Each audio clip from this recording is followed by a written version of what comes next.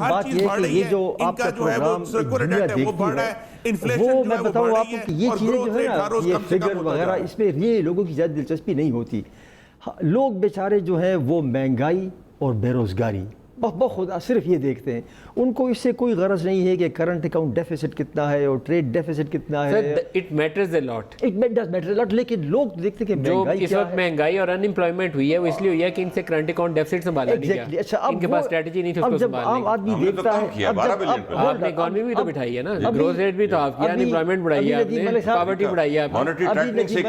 ابھی تھوڑی دیر پہلے ہمایون اختر خان صاحب نے کچھ مزید اہداف بتائے کہ ایف ڈی آئی میں یہ ہوگا وہ ہو رہا ہے. یہ اہداف ہم نے سر آج بی او آئی والا چیئرمین ریزائن کر گئے جب یہ اہداف ندیم ملک صاحب جب آپ کی حکومت آ رہی تھی اس وقت بھی ہم نے سنے تھے, کہا تھا کہ زرداری اور نواز شریف نے چوری کی ہے, ہم وہ لائیں گے, 200 ارب ڈالر باہر پڑے ہیں وہ لائیں گے, ٹوٹل قرضہ ہمارے اوپر 100 بلین ہے وہ پے کر دیں گے وغیرہ. یہ سارے اہداف, 1 کروڑ نوکریاں دیں گے, 50 لاکھ گھر بنائیں, سارے یہ اہداف رکھے تھے. لیکن نوید ملک صاحب مجھے یاد نہیں پڑتا, میری بڑی عمر ہو گئی ہے کہ کوئی حکومت اپنے پہلے 6 اور 8 مہینے میں اپنے بڑے بڑے اہداف رکھ کے اس کا اعلان کر کے اس طرح بری طرح ناکام ہوئی. یہ کیوں اعتراف نہیں کرتے؟ انریلسٹک ازمپشنز کے اوپر یہ نعرے مار رہے تھے. جب آپ نے کہا نا کہ میں اس کے پیچھے پلان نہیں تھا, اسی لیے میں نے خرم صاحب سے سوال کیا کہ آپ کے پاس پلان ہے یا نعرہ ہے کہ 100 ارب ڈالر آئی ایم ایف کے منہ پہ نہیں ماریں گے.